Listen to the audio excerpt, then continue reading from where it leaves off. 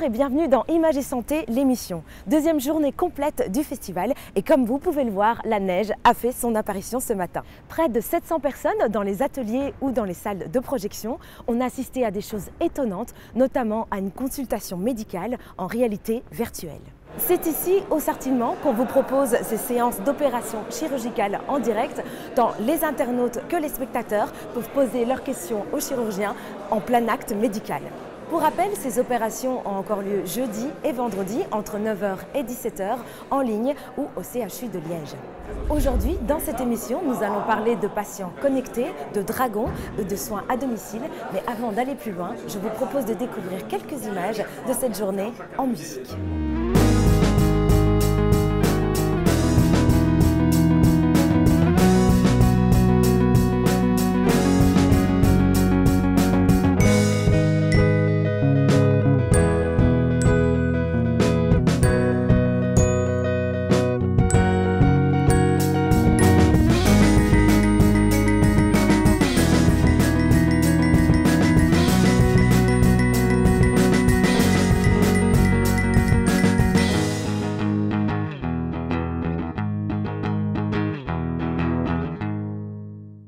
Aujourd'hui, il y avait 6 films en compétition, 12 jours de Raymond Depardon, joué actuellement au cinéma Sauvenière, mais on a aussi évoqué la présence de cyborgs parmi nous, le tabou des intersexués, les bienfaits du shiatsu ou encore la difficulté de respecter le droit à l'avortement aux États-Unis. Des films forts qui valaient le déplacement. Je vous propose de jeter un rapide coup d'œil sur ces documentaires qui ont marqué cette journée et juste après, nous retrouverons Mathieu, notre incruste préféré, qui va tenter de manier le scalpel aussi bien qu'il ne jongle avec la mauvaise foi. Quand j'avais 7 ans, j'ai eu un petit frère et quand ma mère l'a changé devant moi, je l'ai vu nu, j'ai compris que j'étais pas un garçon. J'étais pas une fille non plus. J'étais autre chose. Making connection between the patient and therapist is already the beginning of process of healing. J'ai plusieurs collègues qui l'ont fait, qui étaient aussi dubitatifs que moi au départ et qui m'ont convaincu. Et puis ce qui m'a surtout convaincu, c'est les patients. I think in 100 years, we would not even recognize the body. Mais cet homme 2.0, ça n'est plus vraiment un homme. Tonight, we travel to the last abortion clinic in Mississippi. We're talking about the Mississippi state law. We have got to take shame out of the word abortion.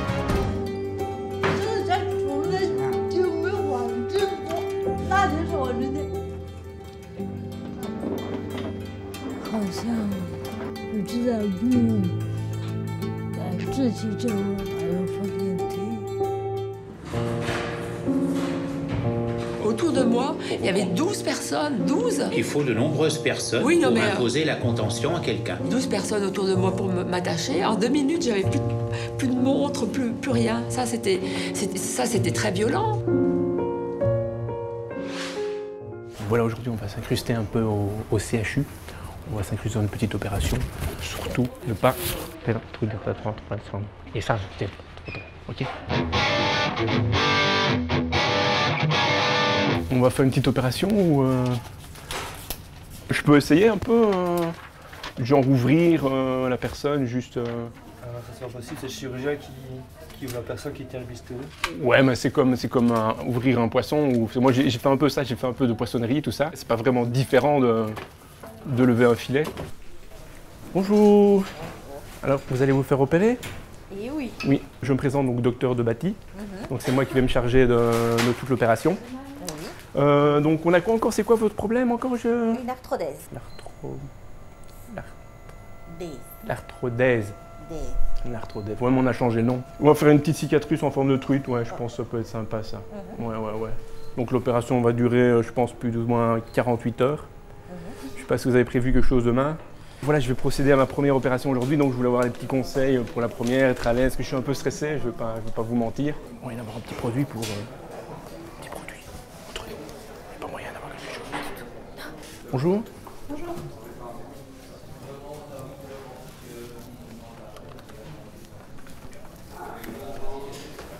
Les gars, je voulais faire un petit débrief sur la dernière opération.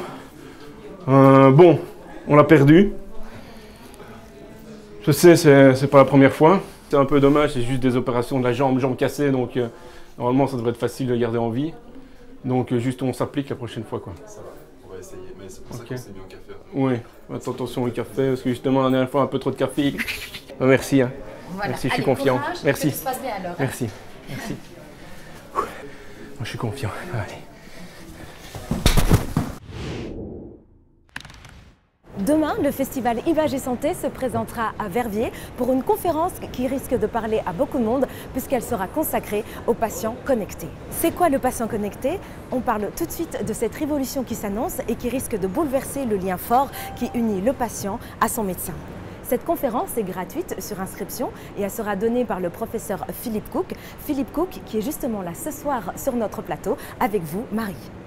Oui, donc Philippe Cook, vous êtes chef du service universitaire de radiothérapie du CHU de Liège et professeur en radiothérapie à l'université de Liège. Donc votre conférence de demain s'intitule « Le patient connecté ». Alors c'est vrai qu'on utilise aujourd'hui des applications un petit peu pour tout, aussi pour notre santé. Par exemple, qu'on peut suivre son rythme cardiaque. Ce qu'on sait moins, c'est qu'il y a des applications aujourd'hui qui permettent de prédire des maladies. On peut aussi se faire examiner à distance de chez soi. Est-ce que vous pensez que ça, c'est un service utile aujourd'hui, peut-être pour désengorger les salles d'attente?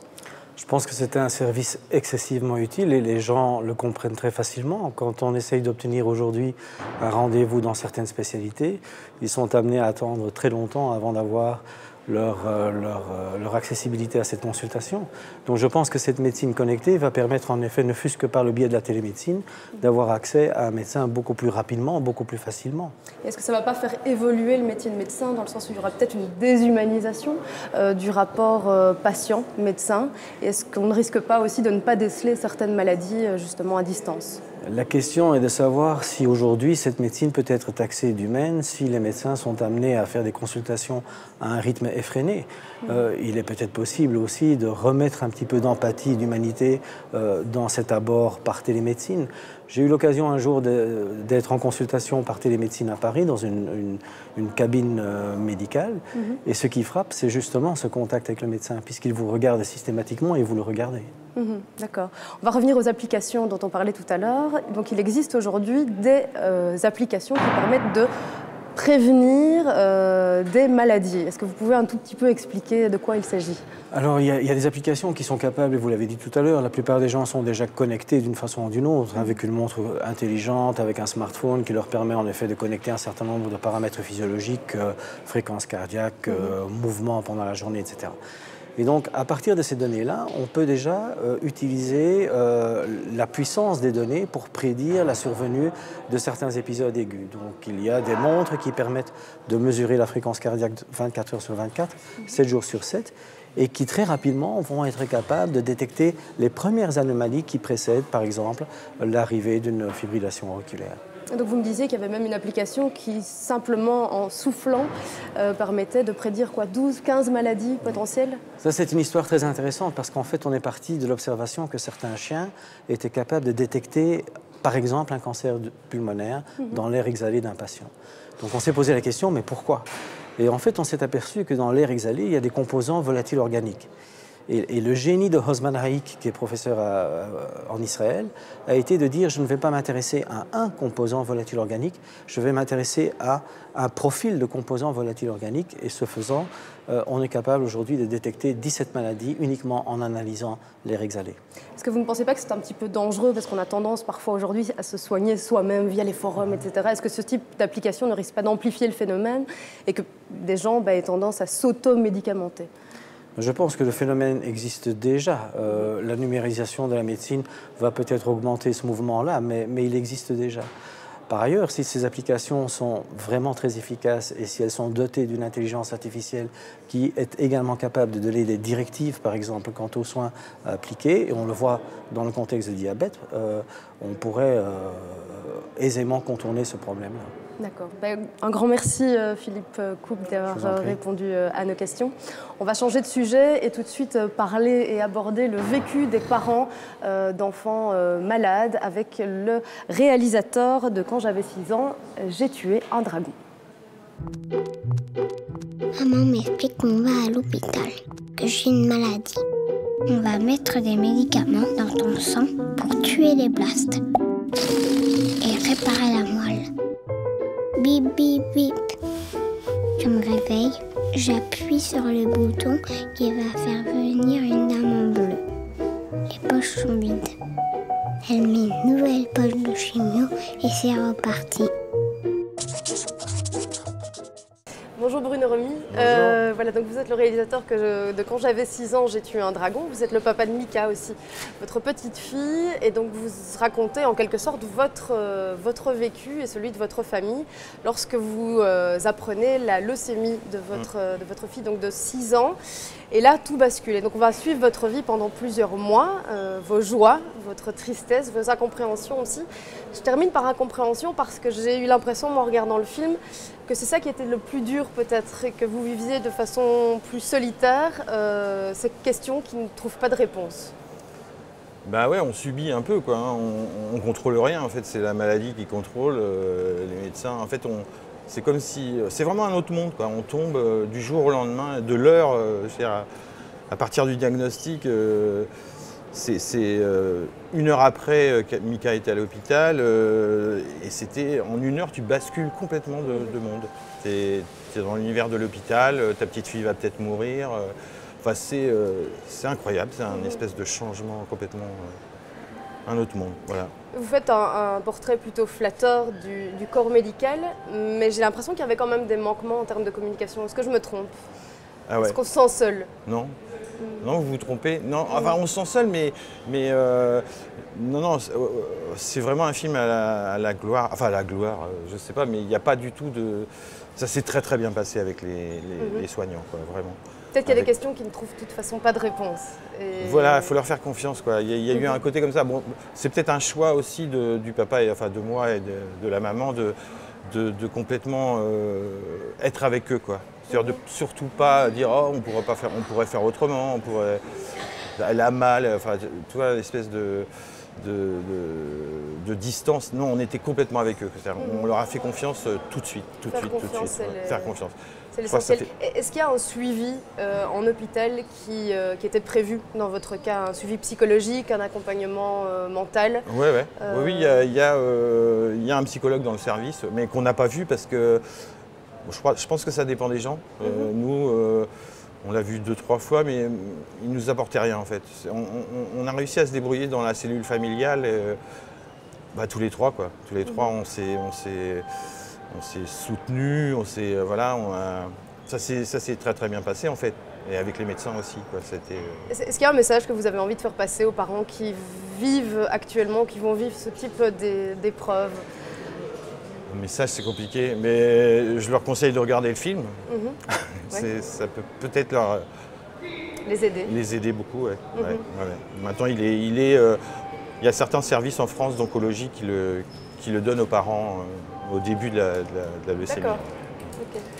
Moi, j'ai eu l'impression, en regardant le film, en tout cas le message que j'ai reçu, c'est aussi que les enfants comprennent parfois plus vite et mieux ce qui leur arrive et acceptent aussi mieux que les parents. Peut-être que ça, c'est quelque chose que vous avez envie de dire. Rassurez-vous, les enfants comprennent. Il n'y a peut-être pas besoin de trop expliquer. Ce qu'on s'aperçoit et qu'on ne sait pas avant, que ça vous arrive, c'est le pouvoir de résilience de l'enfant. C'est-à-dire que l'enfant, il souffre, la chimio c'est lourd, mais dès qu'il peut passer d'un état complètement dépressif à un état, il veut s'amuser quoi, en 5 minutes, alors que l'adulte est beaucoup plus, la résilience est beaucoup plus longue, c'est-à-dire que s'il tombe en dépression, ça peut durer très très longtemps. Mais bon, c'est cette différence de comportement qu'il faut essayer de... C'est-à-dire qu'il faut tout de suite être avec l'enfant, quoi. Tout de suite. Enfin, c'est l'enfant qui est malade, quoi.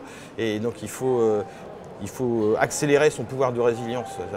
On peut pleurer, mais il ne faut pas pleurer pendant 3 jours, quoi. Et j'ai l'impression que parfois c'était Mika qui vous donnait de la force. Ah bah carrément. C'est ça que j'ai compris. C'est-à-dire que, en fait, c'est aussi volontaire le fait de...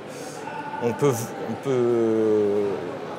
vouloir s'en sortir plus vite, quoi. C'est-à-dire que moi, ce que j'ai senti, c'est que l'adulte, enfin les parents que je côtoyais, n'avaient pas une complaisance dans la souffrance, mais une espèce de... Vraiment, c'était trop long, quoi. Le gamin, il voulait s'amuser, les parents étaient encore en pleine dépression, enfin, étaient abattus parce que, voilà.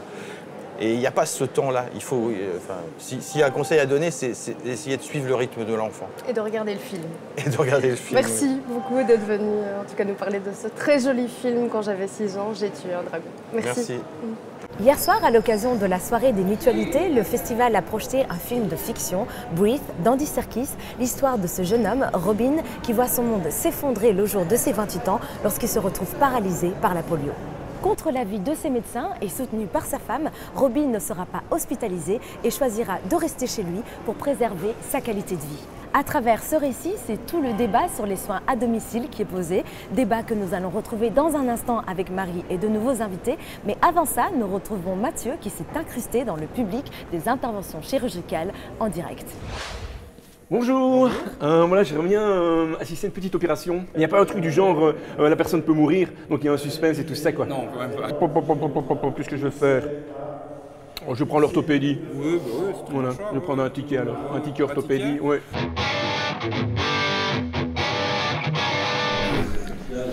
Excusez-moi, je suis en retard. Ça va? Il le paie beaucoup? Oui. Ouais. Du comédien là-bas, c'est pas lui qu'on a vu dans les ch'tis? Si, c'est pas le même que dans les ch'tis, hein, c'est drôle, moi j'aime bien celui-là. C'est une comédie? Oui. En tout cas, moi j'ai vu le 1. Le 1 était déjà super. Et le 2, souvent les suites, c'est un peu bâclé dans le scénario et tout ça. J'espère ici, j'espère qu'ils vont un peu se réinventer. J'ai loupé quoi, raconte? Bah, pas grand-chose. Qu'est-ce qui s'est passé? Rien. Qu'est-ce qui s'est passé? Raconte l'histoire. Arrête de rigoler bêtement. Qu'est-ce que j'ai raté? Bah, il passe toutes les opérations. Tu veux un popcorn? Non, non. Un popcorn?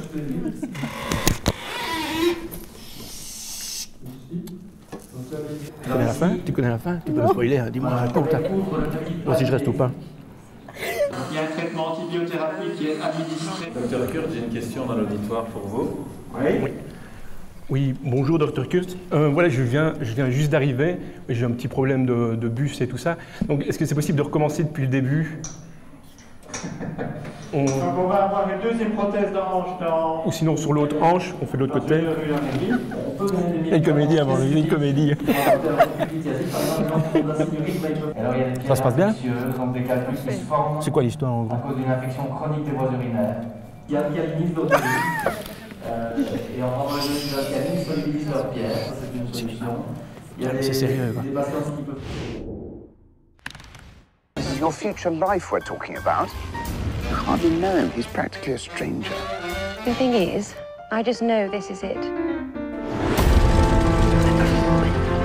How do you live like this? You get used to it. When I first became paralyzed, I wanted to die. My wife told me I had to live. I don't want to just survive.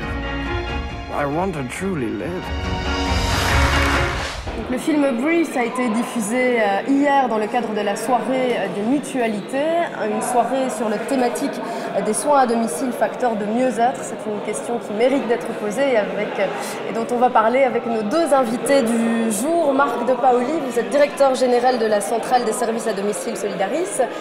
Et Chantal Gilles, vous êtes infirmière en chef des services d'hématologie et d'oncologie du CHU. Bonjour à tous les deux, merci de nous avoir rejoints. Alors on sait que les séjours en hôpital raccourcissent de plus en plus. Comment est-ce que vous, Marc de Paoli, vous faites face à cet afflux, à cette augmentation de la demande des soins à domicile aujourd'hui en Belgique? Alors je dirais qu'on s'adapte. Donc on a un service, un centre de coordination chez nous qui permet de faciliter le retour à domicile. Donc c'est un travailleur social qui se rend au chevet du patient à l'hôpital et qui coordonne tous les prestataires nécessaires pour un retour au domicile le plus adapté possible, dans les limites du domicile toujours bien entendu. Est-ce qu'il y a un manque de moyens aujourd'hui? Est-ce que c'est compliqué de gérer la demande justement? Je ne dirais pas qu'il y a un manque de moyens, mais le coût pour les patients parfois est un frein. Et les bénéficiaires et ou patients du maintien à domicile, souvent, je dirais, demandent moins d'aide parce que la facture en fin de mois, avec le nombre d'heures suffisant, devient trop cher pour eux. C'est-à-dire que la sécurité sociale intervient moins que dans le cas d'un séjour à l'hôpital. Qu'est-ce qui fait que le coût est plus important pour un patient que dans le cas de l'hôpital? Alors si on compare le coût de l'hôpital, des soins hospitaliers pour un patient au domicile, effectivement l'hôpital sera moins cher, je pense, pour le patient. Par contre, en termes de sécurité sociale, c'est l'inverse. Une journée hospitalière coûte bien plus cher au pouvoir public qu'un soin à domicile. D'accord. Alors Chantal, Gilles, donc vous êtes infirmière depuis des années au CHU. Est-ce que vous pensez que c'est une bonne chose que de plus en plus de patients passent du temps chez eux plutôt qu'à l'hôpital, réduisent le temps de séjour à l'hôpital? Est-ce que vous pensez que c'est une bonne chose pour le mieux-être simplement des patients? Je suis tout à fait convaincue que c'est beaucoup mieux. Depuis 2015, le CHU de Liège a réfléchi et s'est organisé pour externaliser des soins au domicile des patients, des soins qui se font pour le moment en milieu hospitalier.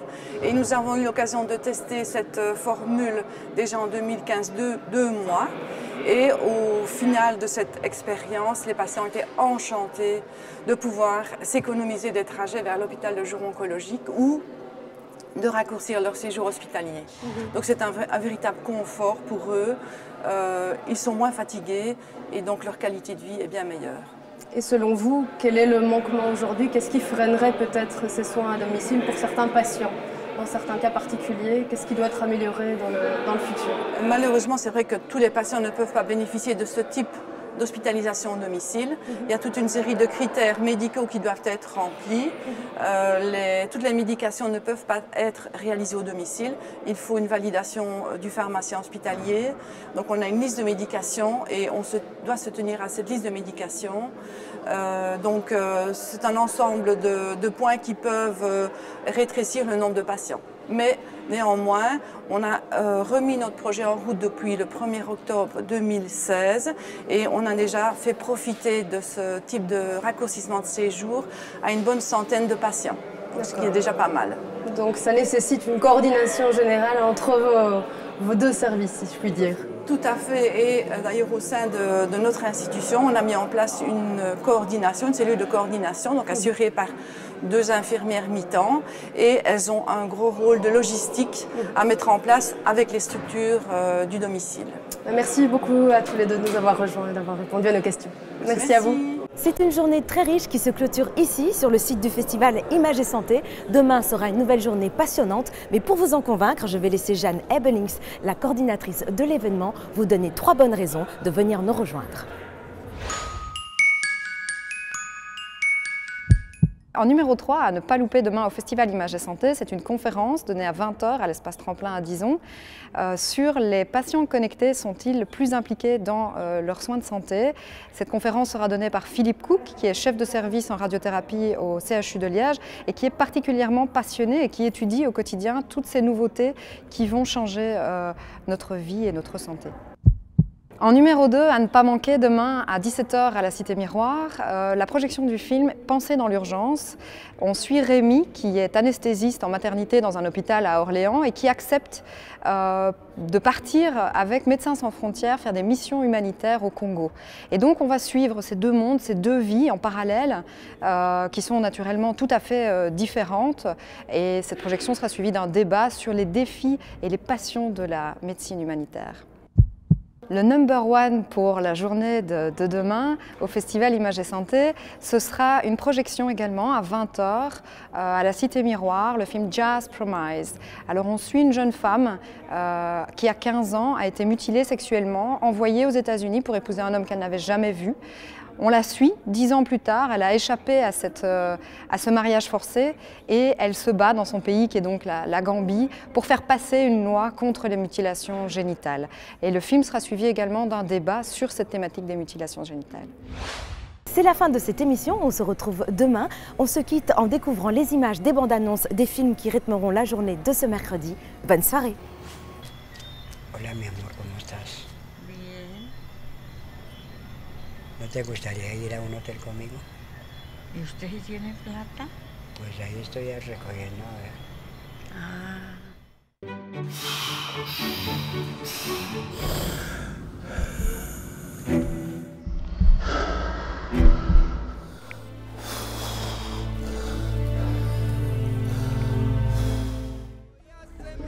Au Congo, ton rapport à la maladie, à la mort, ça change complètement. Ici, on vit dans un présent hyper intense et dans un futur quasi inexistant.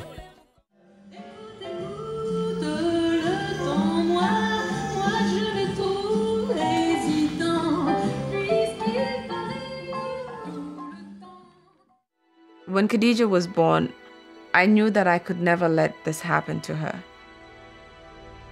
I knew that I had to do something to stop it.